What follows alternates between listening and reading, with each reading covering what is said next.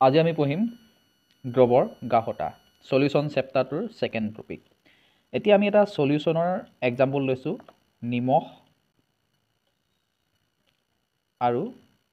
পানী দুটা যোগ কৰি দিলে আমি কি পাম এটা সলিউশন পাম আৰু সলিউশনটো হৈছে নিমখ পানী। এতিয়া কথা হল কি আমি যদি এটা সাধাৰণ উদাহৰণ চাওঁ আমাৰ দৈনন্দিন জীৱনত ঘটি থকা কেতিয়াবা আমাৰ সবজিত নিমখৰ পৰিমাণটো বাঢ়ি যায় হয়নে, গতিকে নিমখৰ পৰিমাণটো কমাবলৈ আমি কি কৰোঁ সবজিত অলপ পানী বেছিকৈ ঢালি দিওঁ। সবজিত পানী ঢালি দিয়াৰ লগে লগে কি হৈ যায় নিমখৰ যিটো পৰিমাণ বেছি হৈ আছিলে যে সি এটা এডজাষ্টমেণ্টত গুচি আহে। এনেকুৱা কিয় হয় যে পানী ঢালি দিয়াৰ লগে লগে নিমখৰ যিটো এডজাষ্টমেণ্ট সেইটো কিয় এটা জোখত গুচি আহে বা নিমখৰ পৰিমাণটো কিয় কমি যায়? সেইটো এই কাৰণে হয় যে পানী ঢালি দিয়াৰ লগে লগে যিটো সলিউশন যিটো দ্ৰৱ আছিলে সেই দ্ৰৱটোৰ গাঢ়তাটো কি হৈ যায় হ্ৰাস পায়, গাঢ়তাটো কমি যায়, ডাইলিউট হৈ যায়, অৰ্থাৎ লঘূকৰণ কৰা বুলি কোৱা হয় ইয়াক। গতিকে আমি যদি কোৱালিটেটিভলি চাওঁ গুণগতভাৱে চাওঁ গুণগতভাৱে বা গুণগত পৰিমাপনৰ ফালৰ পৰা যদি আমি চাওঁ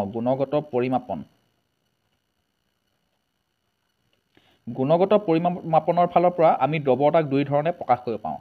দ্ৰৱটো হয় লঘু হ'ব, লঘু নহয় কি হ'ব গাঢ় হ'ব। কিন্তু এই চেপ্টাৰটোত আমি পৰিমাণগত পৰিমাপনৰ বিষয়ে অধ্যয়ন কৰিম। দ্ৰৱৰ গাঢ়তাক পৰিমাণগতভাৱে আমি কেনেধৰণে প্ৰকাশ কৰিব পাৰোঁ। পৰিমাণগতভাৱে আমি ভৰ শতাংশত প্ৰকাশ কৰিব পাৰোঁ। ভৰ শতাংশ,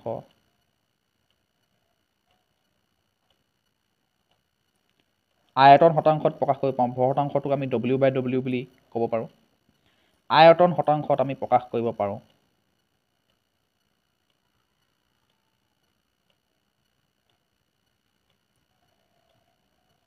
আয়তন শতাংশটোক আমি V/V বুলি ক'ব পাৰোঁ। মল ফ্ৰেকশ্যনত আমি প্ৰকাশ কৰিব পাৰোঁ। মল ফ্ৰেকশ্যন অৰ্থাৎ মল ভগ্নাংশ বুলি কোৱা হয়। মল ভগ্নাংশত আমি প্ৰকাশ কৰিব পাৰোঁ। ঠিক আছে, আৰু আমি কি কি এককত প্ৰকাশ কৰিব পাৰোঁ আমি যদি চাওঁ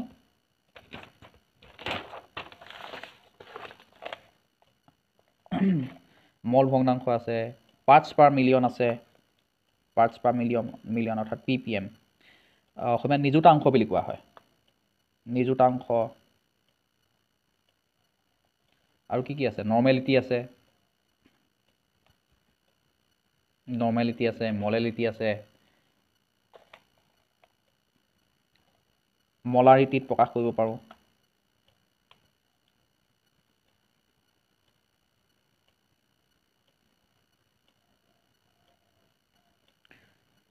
মলাৰিটিত প্ৰকাশ কৰিব পাৰোঁ, মলালিটিত প্ৰকাশ কৰিব পাৰোঁ।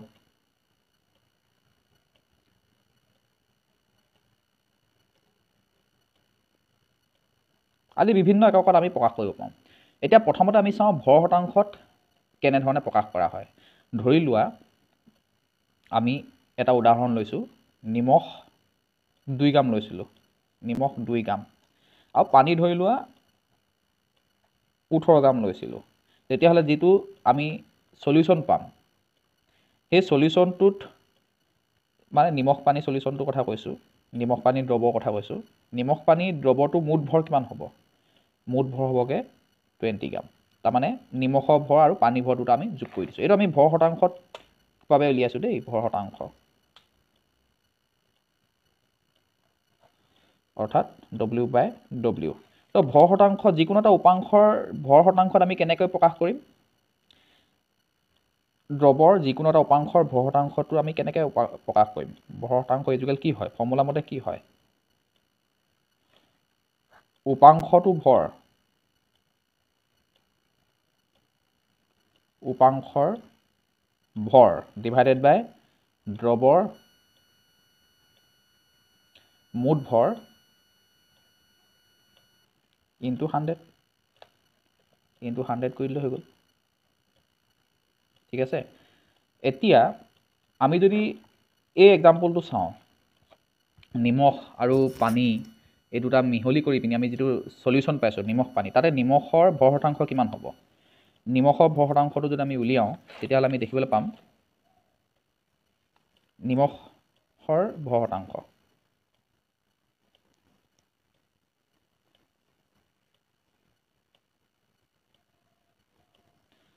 গতিকে আমাৰ যিটো থিয়ৰী আছিলে আমাৰ যিটো ফৰ্মুলা আছিলে তাতে কি আছিলে উপাংশ ভৰ মানে নিমখৰ ভৰ আমি ইয়াত কিমান আছে নিমখৰ ভৰ আছে তোমাৰ 2 গ্ৰাম গতিকে 2 গ্ৰাম ডিভাইডেড বাই দ্ৰৱৰ মুঠ ভৰ ইয়াত দ্ৰৱৰ মুঠ ভৰ কিমান আছে 20 গ্ৰাম ইনটু 100 কৰি দিলে হৈ গ'ল তো গ্ৰাম গ্ৰাম কেঞ্চেল এইফালে এইটো 5 বাজাব ইকুৱেল কিমান হ'ব 10% ঠিক আছে ঠিক একেধৰণে একেটা দ্ৰৱত পানীৰ ভৰ শতাংশও আমি উলিয়াব পাৰোঁ পানীৰ ভৰ শতাংশ কিমান হ'ব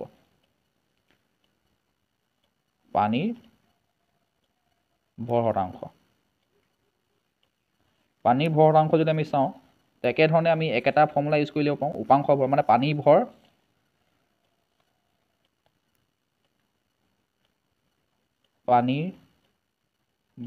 ডিভাইডেড বাই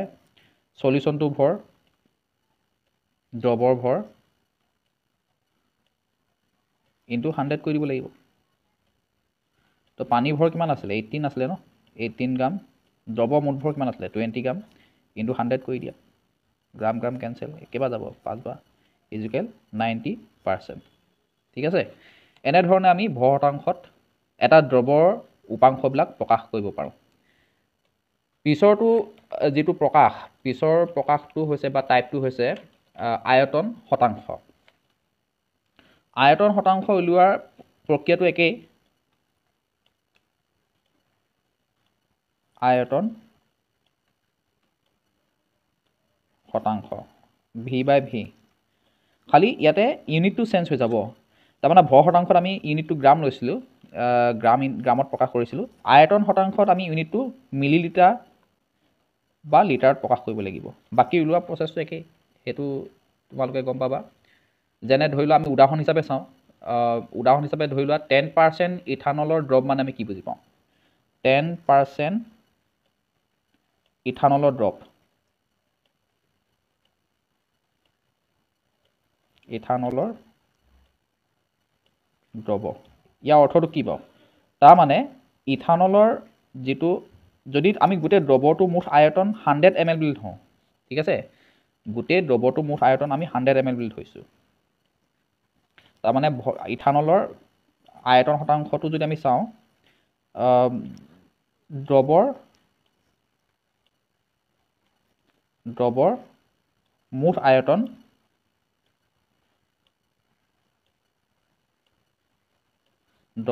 আয়তন আৰু ওপৰত কি থাকিব ইথানলৰ আয়তন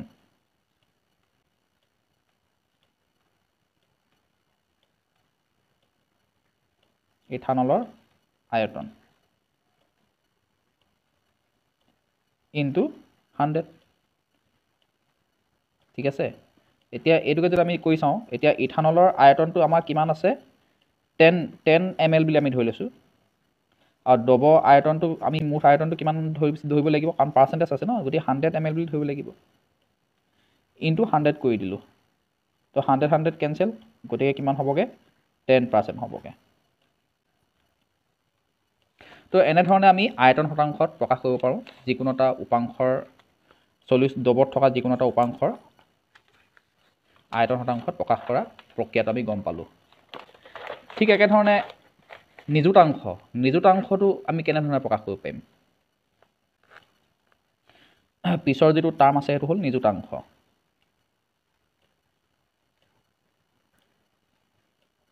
নিযুতাংশটো ppm বুলি কোৱা হয় ppm মানে পাৰ্টছ পাৰ মিলিয়ন চ' নিযুতাংশ ইজুকেল কি হয় নিযুতাংশ ইজুকেল এটা উপাংশৰ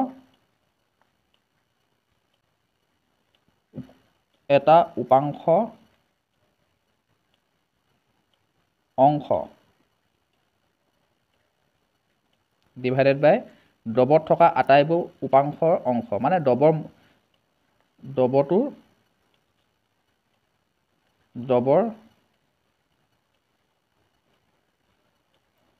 মুঠ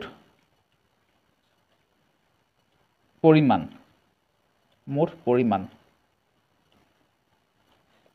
আৰু যেহেতু নিযুতত প্ৰকাশ কৰিব লাগিব সেইকাৰণে ইনটু আমি কি কৰিব লাগিব 10⁶ নিযুতাংশ যেনেকৈ শতাংশ বুলি ক'লে 100 পূৰণ কৰে তেনেকৈ নিযুতাংশ বুলি ক'লে 10⁶ মাল্টিপ্লাই কৰিব লাগিব বাকী ওলোৱা প্ৰক্ৰিয়াটো একেটাই গতিকে এইটো উদাহৰণটো তোমালোকে কিতাপত চালে বুজি পাবা আৰু এটা ইম্পৰ্টেণ্ট টাৰ্ম আছে সেইটো হৈছে মল ভগ্নাংশটোত আমি গাঢ়তা কেনেধৰণে প্ৰকাশ কৰিব পাৰোঁ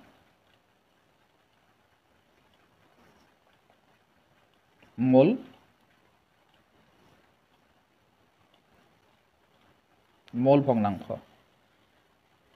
ইংলিছত মল ফ্ৰেকশ্যন বুলি কোৱা হয় মল ভগ্নাংশত কেনেকৈ প্ৰকাশ কৰে জানিবলৈ আমি ধৰি লোৱা এটা এক্সাম্পল লৈছোঁ ধৰি লোৱা এটা কণ্টেইনাৰত দুটা গেছ মিক্স হৈ আছে এ আৰু বি এৰ পৰিমাণ আমি যদি মলত প্ৰকাশ কৰোঁ ধৰি লোৱা এন এ আৰু বি পৰিমাণ এন বি হ'ব তেতিয়াহ'লে এই গেছটোৰ টোটেল মল কিমান হ'ব এই গেছটোত টোটেল মল হ'ব এন টি টোটেল মল হ'ব এ গেছৰ মল প্লাছ বি গেছৰ মল অৰ্থাৎ N A plus N B তেতিয়াহ'লে এই এ গেছৰ কাৰণে মল ফ্ৰেকশ্যনটো কিমান হ'ব মল ভগ্নাংশ কিমান হ'ব সেইটো আমি কায়ে বুজাওঁ কাইটো দেখিবলৈ এক্সৰ নিচিনাকৈ কাই এ মানে মল ফ্ৰেকশ্যন অফ এ গেছৰ বাবে মল ভগ্নাংশ হ'ব ইয়াৰ ফৰ্মুলাটো হ'ব mole of A divided by total mole is equal N A by N A plus N B হ'ব ঠিক একেধৰণে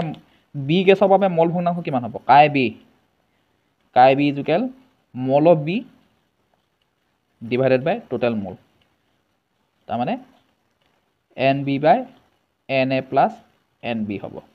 ঠিক আছে এনেধৰণে আমি মল ভগ্নাংশ উলিয়াব পাৰোঁ এতিয়া যিকোনো এটা আমি যদি যিকোনো এটা মিক্সাৰ চাওঁ ঠিক আছে বা সলিউশ্যন চাওঁ তাতে কম্পজিশ্যন কেইটা মল ফ্ৰেকশ্যন কেইটা আমি যদি প্লাছ কৰি দিওঁ তেতিয়াহ'লে ইজুকেল 1 হয় যেনে কাই এ প্লাছ কাই বি যদি কৰি দিওঁ কাই এ প্লাছ কাই বি যদি কৰি দিওঁ তেতিয়াহ'লে 1 ওলাব কেনেকৈ হয় আমি চাব পাৰোঁ যদি কাই এ প্লাছ কাই বি যদি কৰি দিওঁ তো কাই এ ইজুকেল কিমান আছিলে N A by N T আছিলে প্লাছ কাই বি ইজুকেল কিমান আছিলে এন বি বাই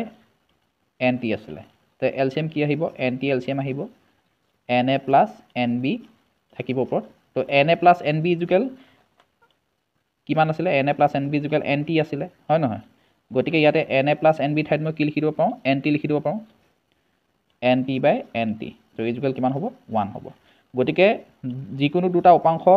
মানে মল ফ্ৰেকশ্যনকেইটা যদি আমি যোগ কৰি দিওঁ তেতিয়াহ'লে তাৰ ইজুকেল 1 হ'ব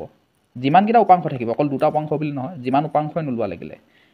তাৰ গোটেইকেইটা মল ফ্ৰেকশ্যনকেইটা যদি যোগ কৰি দিওঁ তেতিয়াহ'লে ইজুকেল 1 হ'বগৈ ঠিক আছে এনেধৰণে আমি মল ফ্ৰেকশ্যন উলিয়াব পাৰোঁ নেক্সট আমাৰ পিছৰ যিটো টাৰ্ম আছিলে সেইটো হ'ল মলাৰিটি মলাৰিটিত কেনেকৈ উলিয়াই আমি চাওঁ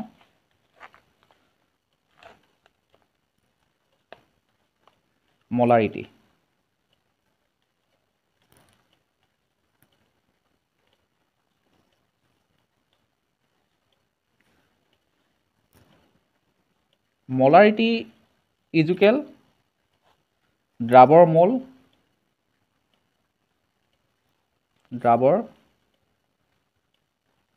মল ডিভাইডেড বাই লিটাৰ এককত দ্ৰৱৰ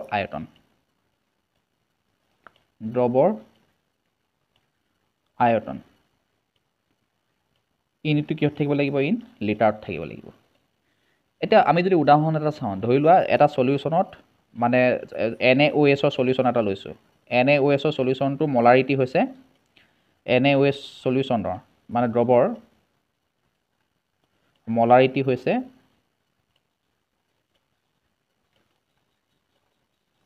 হৈছে সাপোজ 0.25 মলাৰ 0.25 মলাৰিটিটো কেপিটেল এমত প্ৰকাশ কৰিব পাৰি তো ইয়াৰ মিনিংটো কি ইয়াৰ অৰ্থটো কি ইয়াৰ অৰ্থটো হৈছে কি এই যিটো দ্ৰৱ আছে সেই দ্ৰৱটোত NaOHৰ মানে ছডিয়াম হাইড্ৰক্সাইডৰ মল হৈছে 0.25 মানে যিটো আমাৰ ফৰ্মুলা মতে কি হ'ব লাগিব দ্ৰাৱৰ মল গতিকে দ্ৰাৱৰ কি হৈছে দ্ৰাৱৰ হৈছে NaOH গতিকে NaOHৰ মল হৈছে 0.25 মোল ডিভাইডেড বাই টোটেল সলিউশ্যনটোৰ আয়তনটো কিমান আছে দ্ৰৱৰ আয়তনটো কিহত প্ৰকাশ কৰিব লাগিব লিটাৰত মানে পাৰ 1 লিটাৰ 1 লিটাৰ সলিউশ্যনটোত 1 লিটাৰ সলিউশ্যনটোত NaOHৰ মলৰ পৰিমাণ কিমান 0.25 হ'ব লাগে 0.25 মোল এনেধৰণে আমি বস্তুটো বুজিব পাওঁ মলাৰিটিৰ পৰা এটা উদাহৰণ দিয়া আছে উদাহৰণ 1.2 মই কিতাপখনত দেখাই দিছোঁ উদাহৰণটো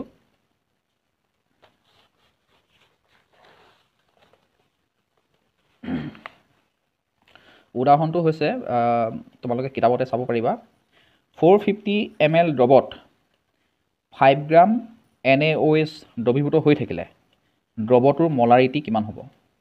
ঠিক আছে তোমালোকে কিতাপখন উলিয়াই চাই ল'ব পাৰিবা 450 ml দ্ৰৱত 5 গ্ৰাম NaOH দ্ৰৱীভূত হৈ থাকিলে দ্ৰৱটোৰ মলাৰিটি কিমান হ'ব এইটো আমি কৰি চাওঁ এতিয়া দ্ৰৱৰ মুঠ আয়তন কিমান দিয়া আছে উদাহৰণ 1.2 কাৰণে কৰি আছোঁ উদাহৰণ 1.2 ৰ বাবে দ্ৰৱৰ মুঠ আয়তন কিমান দিয়া আছে দ্ৰৱৰ মুঠ আয়তন ইজুকেল 450 ml হয় নহয়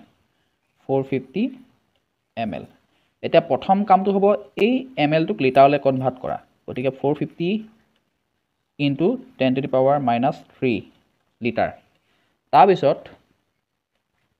NaOHৰ পৰিমাণ কিমান দিয়া আছে মানে NaOHৰ যিটো গিভেন মাছ বা গিভেন ৱেইটটো কিমান দিয়া আছে NaOHৰ গিভেন মাছটো দিয়া আছে NaOHৰ প্ৰদত্ত ভৰ কিমান 5 গ্ৰাম তেতিয়াহ'লে NaOHৰ মল কিমান হ'ব আমি NaOHক মলত প্ৰকাশ কৰিব লাগিব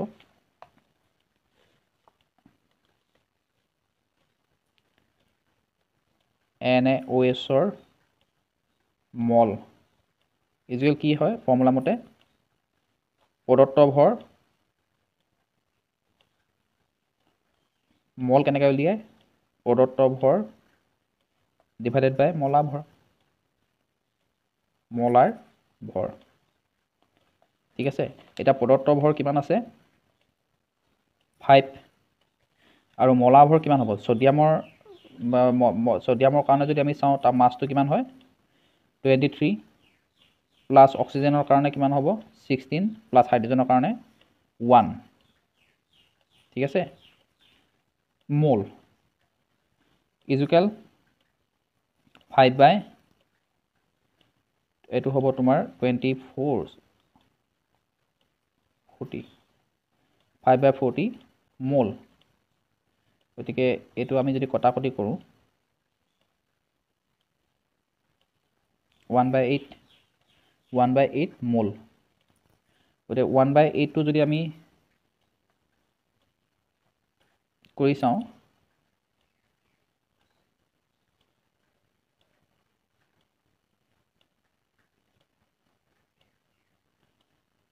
(0.125 মোল 0.125 মোল গতিকে 0.125 মোল পালোঁ আমি মানে যিটো দ্ৰাৱ আছিলে দ্ৰাৱৰ মোলটোক আমি 0.125 মোল পালোঁ এতিয়া মলাৰিটি কিমান হ'ব তেতিয়াহ'লে মলাৰিটি হ'ব এটাকে মলাৰিটি